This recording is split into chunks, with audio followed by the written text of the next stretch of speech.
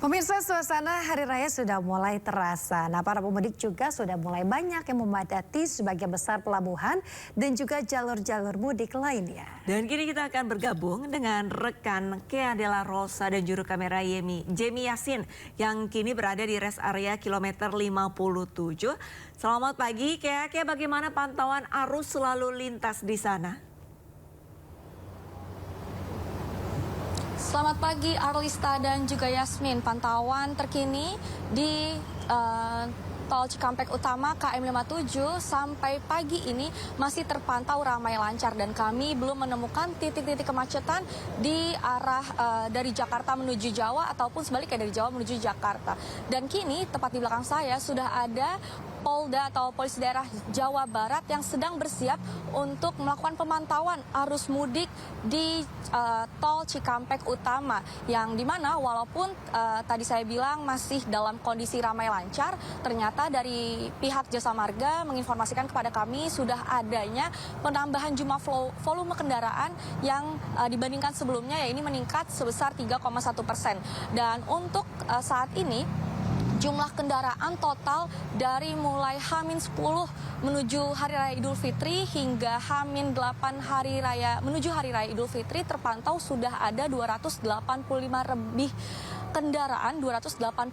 lebih kendaraan yang sudah keluar dari Jakarta menuju Jawa. Dan hingga kini dari pihak Jasa Marga juga untuk mendukung adanya mudik tahun 2026 ini memberikan sejumlah diskon untuk para pemudik, yakni 30% di 9 ruas jalan tol yang nantinya akan diinformasikan lebih lanjut oleh pihak Jasa Marga. Dan untuk saat ini sendiri untuk di kawasan jalan tol Cikampek Utama, kendaraan masih didominasi oleh kendaraan pribadi berplat B yang disusul dengan bus Trans Jawa, lalu juga ada truk bermuatan. Dan dari pihak Jasa Marga juga menghimbau kepada para pemudik jika nanti ingin melakukan mudik yang jarak jauh, dikhususkan untuk para pengendara pribadi untuk mengecek kembali mobilnya dan dalam kendaraan kondisi yang cukup prima sehingga nanti dalam proses mudik akan berjalan lancar dari Jakarta hingga mencapai ke tempat tujuan.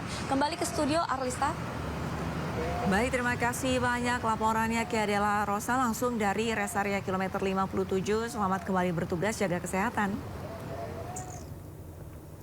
Kita ke informasi lain, pemirsa. Presiden Prabowo Subianto memimpin sidang kabinet di Istana Kepresidenan Jakarta. Sidang kabinet kali ini membahas kondisi pangan dan transportasi jelang Lebaran.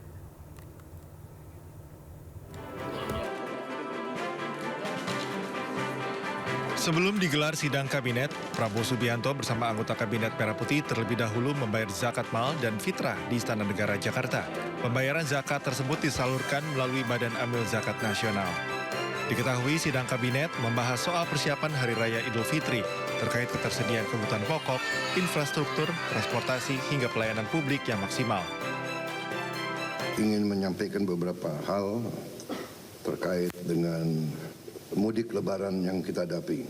Pertama, saya minta Menteri Perhubungan untuk memastikan bahwa kebijakan diskon harga bisa dilaksanakan dengan sebaik-baiknya. Baik diskon tiket di pesawat, kereta api, kapal laut, dan jalan tol. Dan memastikan pelayanan yang baik di setiap tempat. Saya juga minta Panglima TNI dan Kapolri mengerahkan sarana yang dimiliki oleh TNI dan Polri untuk membantu kelancaran mudik. Yakinkan bahwa tambahan bantuan pangan untuk 35 juta keluarga penerima manfaat desil 1, 2, 3, dan 4 berjalan dengan baik. Dalam sidang kabinet kali ini, Presiden Prabowo juga memastikan tunjangan hari raya bagi ASN dan bonus hari raya bagi pengemudi ojek online dibayarkan tepat waktu. Selain itu, Prabowo juga perintahkan jajarannya untuk memastikan tunjangan hari raya bagi aparatur sipil negara dan bonus hari raya bagi pengemudi ojek online dibayarkan tepat waktu. Prabowo pun merasa bersyukur kebijakan pemberian bonus hari raya bisa diberlakukan oleh pemerintah di bawah kepemimpinannya.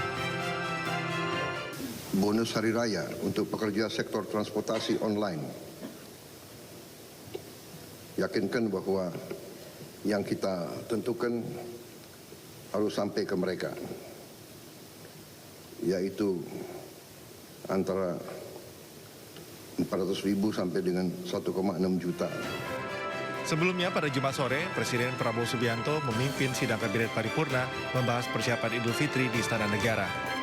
Presiden mendorong seluruh kementerian dan lembaga melakukan persiapan jelang libur mudik Lebaran dengan matang. Dari Jakarta, tim Liputan iNews melaporkan.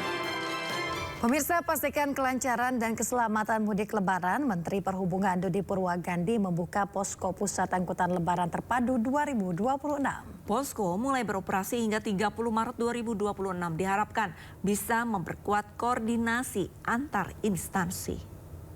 Kami barusan tadi melakukan kumpul koordinasi sekaligus juga membuka posko bersama untuk angkutan Lebaran tahun 2026 yang dipusatkan di Kementerian Perhubungan di sini. Ini adalah posko di mana seluruh stakeholder berkoordinasi menyiapkan segala sesuatunya yang berkaitan dengan pelaksanaan angkutan mudik dan balik, sehingga tercipta koordinasi dan sinergi antara seluruh stakeholder dengan harapan bahwa dengan koordinasi, kolaborasi, sinergi, kita bisa menciptakan sebuah layanan perjalanan angkutan Lebaran yang aman, nyaman, dan selamat buat saudara-saudara kita yang akan melakukan perjalanan mudik. Sinergi ini kita perlukan supaya kita betul-betul bisa melayani secara optimal kepada masyarakat.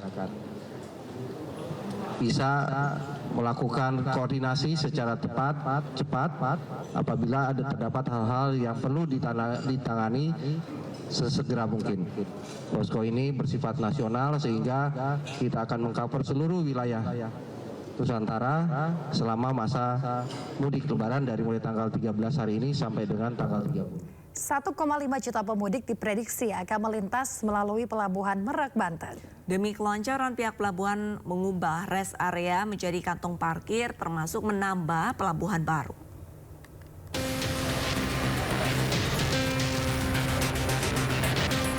Kapolri Jenderal Polisi Listio Sigit Prabowo meninjau langsung kesiapan arus mudik Lebaran 2026 di Pelabuhan Merak.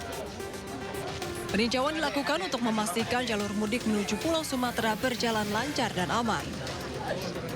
Selain itu, Kapolri juga memastikan kondisi kapal penyeberangan layak digunakan. Selain menambah pelabuhan untuk memastikan keamanan dan kelancaran mudik Lebaran 2026, pihak Pelabuhan Merak mengubah rest area menjadi buffer zone atau kantung parkir. Selain itu, untuk mengurai kemacetan juga dilakukan rekayasa arus lalu lintas menuju Pelabuhan Merak. Langkah ini juga diterapkan untuk mengurangi penumpukan kendaraan di area pelabuhan. Inovasi tambahan yang kita harapkan ini juga bisa mengurai permasalahan dari tahun ke tahun terkait dengan antrian. Ada penambahan buffer zone dan juga ada penambahan pelabuhan baru. Ya, tentunya kita harapkan ini betul-betul bisa disosialisasikan, termasuk comment center yang digunakan untuk betul-betul bisa mengendalikan real time dan masyarakat juga bisa. Pelabuhan Merak menjadi pilihan masyarakat untuk menyeberang dari Pulau Jawa menuju Pulau Sumatera. Diprediksi 1,5 juta pemudik akan menyeberang melalui pelabuhan ini. Dari Cilegon, Banten, Iskandar Nasution, iNews melaporkan.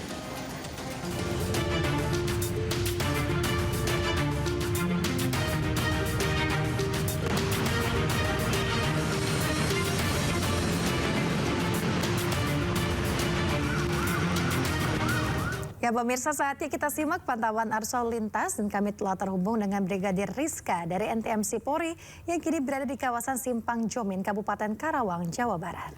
Baik, Brigadir Rizka, bagaimana pantauan arus lalu lintas dari tempat Anda melapor saat ini? Baik Arlista dan Yasmin, dan selamat pagi pemirsa. Pada pagi hari ini saya langsung melaporkan bagaimana situasi arus lalu lintas langsung dari kawasan Simpang Jomin, Karawang, Jawa Barat. Yang mana titik ini merupakan titik krusial, terutama di jalur Pantura pada saat arus mudik tiba. Berdasarkan pantauan udara kami dapat terlihat saat ini volume kendaraan yaitu dari arah Gerbang Tol Cikampek Utama yang mengalir ke jalur arteri Karawang dalam kondisi normal pada saat ini. Arus lalu lintas di Simpang Jomin saat ini berada dalam keadaan kondusif lancar. Diperkirakan peningkatan jumlah kendaraan akan terjadi pada sore hari nanti. Simpang Jomin menjadi sangat rawan kemacetan karena disinilah bertemunya arus kendaraan roda 4 dan roda 2 dalam jumlah yang masif. Titik rawan utama yang kami pantau adalah adanya aktivitas warga di sekitar pasar dan SPBU, serta banyaknya pedagang yang terkadang menjorok ke badan jalan yang tentunya dapat menghambat laju kendaraan.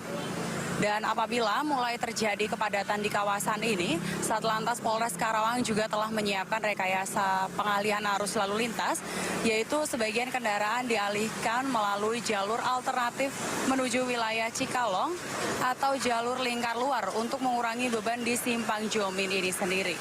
Bagi pemudik, kami sarankan untuk terus memantau aplikasi navigasi karena perubahan arus bisa terjadi sewaktu-waktu tergantung diskresi petugas yang berada di lapangan. Dan juga bagi Anda yang menggunakan sepeda motor, pastikan barang bawaan tidak melebihi lebar kendaraan agar keseimbangan tetap terjaga. Dan jika konsentrasi Anda mulai menurun, tolong jangan dipaksakan dan Anda juga dapat berhenti di sekitar Simpang Jomin ini karena tersedia banyak posko kesehatan dan juga tempat istirahat yang representatif.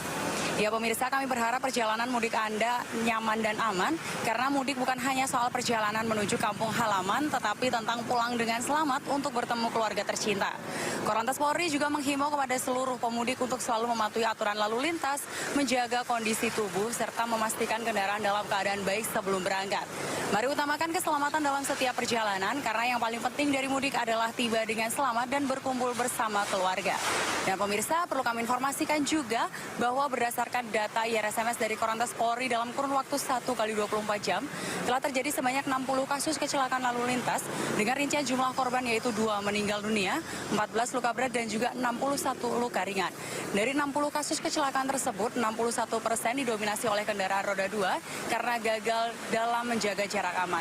Untuk itu kami menghimbau kepada seluruh pengendara terutama roda 2 agar lebih bersabar, berkonsentrasi ketika berkendara dan juga mematuhi peraturan lalu lintas yang ada demi keselamatan bersama sampai tujuan. Dan untuk informasi lalu lintas selengkapnya, kami juga siap untuk melayani Anda di 1500669 atau melalui SMS Center di 9119. Stop pelanggaran, stop kecelakaan, keselamatan untuk kemanusiaan menuju Indonesia tertib dan salam presisi. Demikian laporan dari Brigadir Rizka langsung dari kawasan Simpang Jomin, Karawang, Jawa Barat. Kembali ke rekan di studio, silahkan. Terima kasih Brigadir Rizka atas laporannya dari kawasan Simpang Jomin, Kabupaten Karawang, Jawa Barat. Selamat bertugas kembali. Salam presisi.